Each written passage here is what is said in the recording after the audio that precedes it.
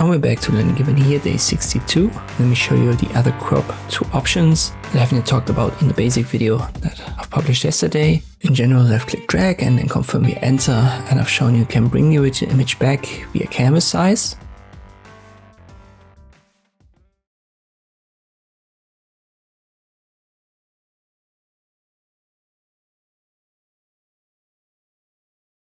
But there is actually an option right here, which is allow growing. I can do that also.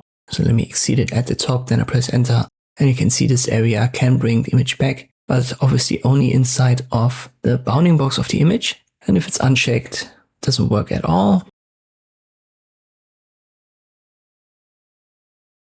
Well, let me do it right here, and I exceed the bounding box a little bit, and you can see by default, we're gonna get this transparency where we don't have the original image anymore. Wherever there is the image, this is going to blend in and override the transparency. So I think it's a helpful option.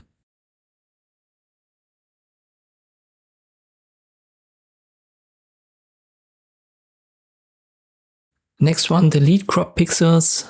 Be careful with that, because when I crop this now, you can see the bounding box gets also cropped. So it's going to delete everything that's not part of the crop window. And if I now use allow growing, you can see we can't get the original back because it has been deleted. So be careful with that. For the most part, you want to have that unchecked. The top one, select the layers only, is for cropping a specific layer instead of the entire canvas. So if I duplicate the original,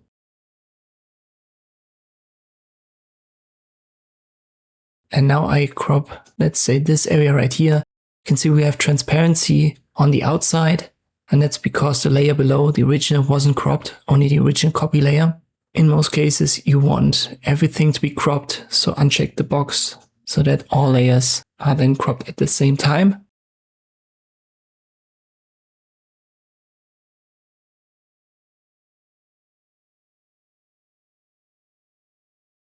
You can also expand from center.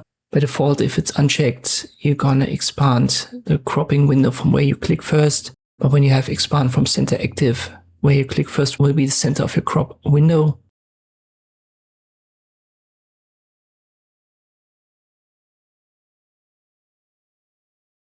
And then finally, we have a fixed option. You can use that on the aspect ratio, for example. Let me make that 16:9.